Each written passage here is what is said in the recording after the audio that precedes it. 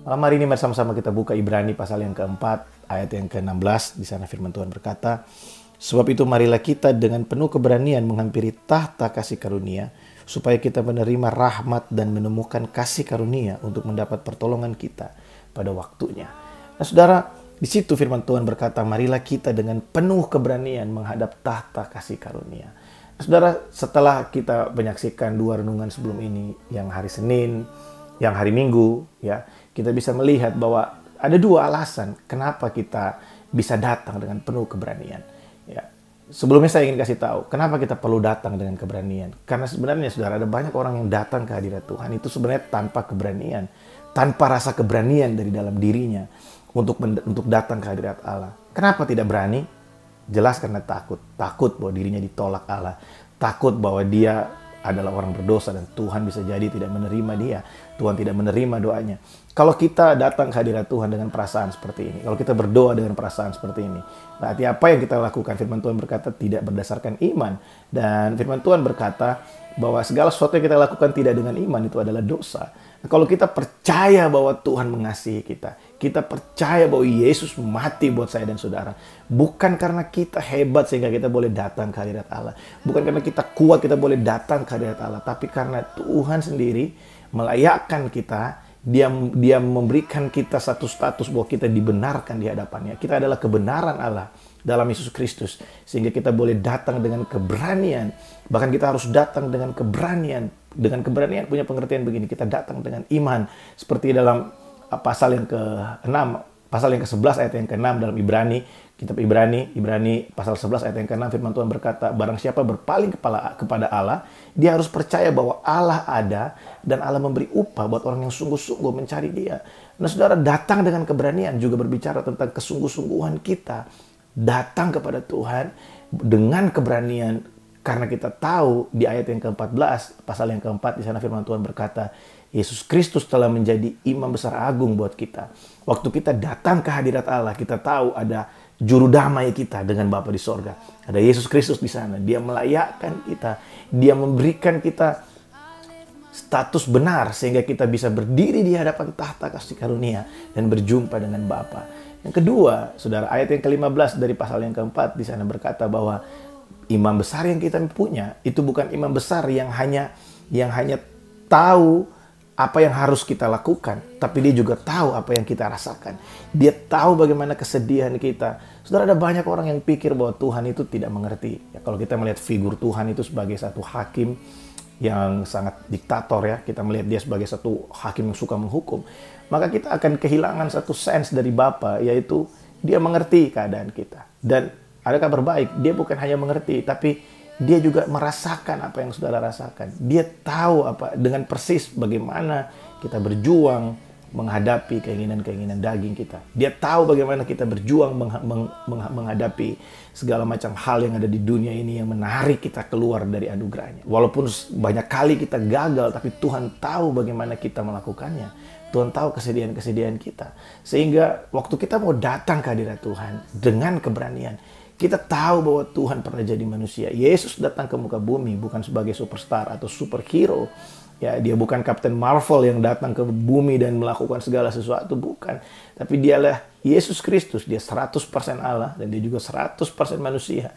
Dia pernah digodai, ayat yang ke-15 berkata, tapi dia tidak berbuat dosa. Saudara, itu adalah contoh buat setiap kita bahwa Tuhan pernah mengalami apa yang kita rasakan, tapi dia menang atas itu semua. Nah, hari ini mungkin kita sering gagal dalam kehidupan kita, sehingga kita merasa bahwa Tuhan gak mungkin bisa menerima kita. Tapi saya mau kasih tahu, saudara, firman Tuhan berkata, marilah kita dengan penuh keberanian datang menghadap tahta kasih karunia, supaya ketika kita datang dengan keberanian, kita akan berjumpa dengan yang namanya mercy atau rahmat, pengampunan, dan kita akan mendapatkan grace atau anugerah Allah. Nah, saudara, datanglah ke hadirat Allah dengan penuh keberanian. Datanglah ke hadirat Allah hari ini dengan rasa confidence bahwa kita berkenan di hadapannya. Bukan karena kemampuan diri sendiri, bukan karena apa yang kita lakukan, tapi karena apa yang Yesus lakukan. Nah, saudara, dalam kehidupan saya secara pribadi, tidak jarang ketika di kehidupan lama ketika baru selesai melakukan, baru pulang dari klub malam pagi-pagi, ketika mau berdoa, sering kali memang setan selalu bilang dalam pikiran saya, ngapain kamu berdoa? Tuhan tidak mendengarkan kamu, Tuhan sudah membuang kamu, Tuhan sudah melupakan kamu. Tapi sudah tahu bahwa bahkan sering kali dalam keadaan yang masih setengah mabuk, saudara, saya datang ke hadirat Tuhan, saya berdoa, saya menyembah Tuhan, ya. Yang jadi poin ceritanya bukan orang mabuk bisa berdoa, saudara, tapi ini, pada saat itu, ya, saya percaya betul bahwa Tuhan itu mengasihi saya. Ya, Tuhan tahu bagaimana saya berusaha untuk bisa keluar dari keadaan itu. Ya, Tuhan tahu bagaimana saya berusaha untuk saya bisa keluar dari jerat yang mengikat saya pada saat itu. Dan Tuhan tahu saya nggak punya cukup kemampuan. Saya bersyukur oleh anugerah Allah, hari ini saya bisa cerita buat saudara. Bukan untuk membuat saudara yang hari ini masih terikat dengan banyak hal terus melakukannya. Tapi untuk membuat saudara sadar bahwa Tuhan itu mengasihi kita. Bahkan di tengah-tengah keadaan kita masih berdosa, Tuhan mengasihi kita. Tuhan sayang kita. Dia menghargai kehidupan kita sama dengan Dia. Karena untuk membuat kita bisa punya hubungan dengan Bapa di sorga, Dia memberikan dirinya sendiri. Oleh sebab itu saudara, kalau hari ini kita masih bisa menikmati hari yang baru, mari sadari itu adalah kesempatan kita bisa datang dengan penuh keberanian. Come boldly to the throne of mercy, to the throne of grace, menghadap tahta kasih karunia. Kalau saudara berkata, hari ini saya masih penuh dosa, Pak, saya masih banyak kelemahan. Justru di tengah-tengah kelemahanmu engkau perlu Tuhan. Justru di tengah-tengah keterbatasanmu kamu perlu Tuhan. Saya masih gampang marah, Pak, saya masih gampang tersinggung. Justru di tengah-tengah gampang marah dan gampang tersinggung itu, kita perlu datang ke hadirat Tuhan supaya dengan perjumpaan kita dengan Tuhan menghasilkan perubahan dari kehidupan kita. Saudara, dalam perjanjian lama, ya, orang ingin diubahkan dari hukum, menegakkan hukum untuk membuat perilaku orang berubah. Tapi anugerah Allah, kasih Allah yang besar, itu mengubahkan kehidupan kita. Kesadaran akan cinta Tuhan yang besar buat saya dan saudara. Kesadaran bahwa kita ini berharga. Kesadaran bahwa kita ini mulia. Kesadaran bahwa kita ini dikasihi Tuhan, diterima apa adanya. Kesadaran bahwa kita ini adalah orang yang berharga. Kita ini mulia, diciptakan sesuai, serupa dan segambar dengan Dia. Ada rencana Tuhan yang besar buat kita. Kesadaran akan itu mengubahkan kita. Bukan hanya perilaku kita dari luar yang berubah, tapi sikap hati kita juga berubah. Dari yang tidak mau mengasihi Allah, kita jadi bisa mengasihi Allah karena kita sudah terlebih dahulu menerima kasih-Nya yang besar. Saudara, biar perenungan ini menjadi berkat buat setiap kita. Jangan datang dengan rasa takut, mari datang dengan keberanian ke hadapan Allah. Datang dengan keberanian menghadap tahta kasih karunia, sehingga kita akan menemukan pengampunan, rahmat-Nya, dan mendapatkan anugerah ketika kita memerlukannya. Saudara, besok saya akan sharing buat setiap kita tentang mercy and grace. Apa perbedaan antara mercy dan grace? Ini ada satu perenungan yang sangat baik. Ada banyak orang yang salah pengertian di sini. Kita pikir anugerah itu sama dengan mercy, ya, grace itu sama dengan mercy, tapi beda, saudara, ya. Saudara jangan bilang Mercy dan BMW itu satu brand yang berbeda, itu lain, saudara, ya, itu mobil. Ya, tapi hari ini kita bersyukur bahwa kita bisa merenungkan bahwa Tuhan itu baik buat kita. Kita bisa datang dengan keberanian bukan karena apa yang kita lakukan, tapi karena apa yang Yesus sudah selesaikan di kayu salib buat kita.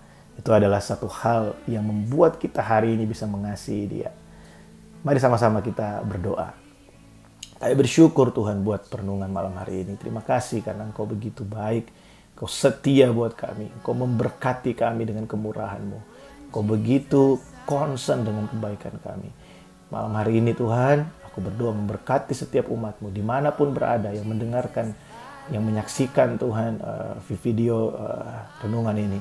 Biar Tuhan menjamah hati kami. Kalau hari ini kami mungkin masih datang dengan keraguan-raguan, biar setelah ini kami bisa datang dengan penuh keberanian.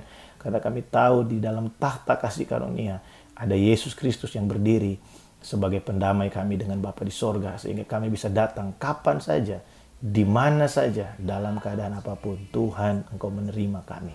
Terima kasih Tuhan, berkat-Mu buat setiap kami. Kami sejahtera-Mu buat kota dan bangsa di mana kami tinggal Tuhan. Kami bersyukur buat semakin banyak kesembuhan yang terjadi. Semakin banyak pemulihan yang terjadi. Kami tahu Kau sedang melawat umat-Mu, menguatkan setiap kami. Terima kasih Tuhan. Terpuji nama-Mu. Di dalam nama Yesus kami berdoa. Amin. Saudara tetap semangat, tetap andalkan Tuhan, tetap jadikan Dia satu-satunya pengharapan kita di tengah-tengah masa-masa yang sulit ini, karena kita percaya bahwa Tuhan kita hidup dan Dia tidak pernah meninggalkan saya dan saudara. Tuhan Yesus memberkati.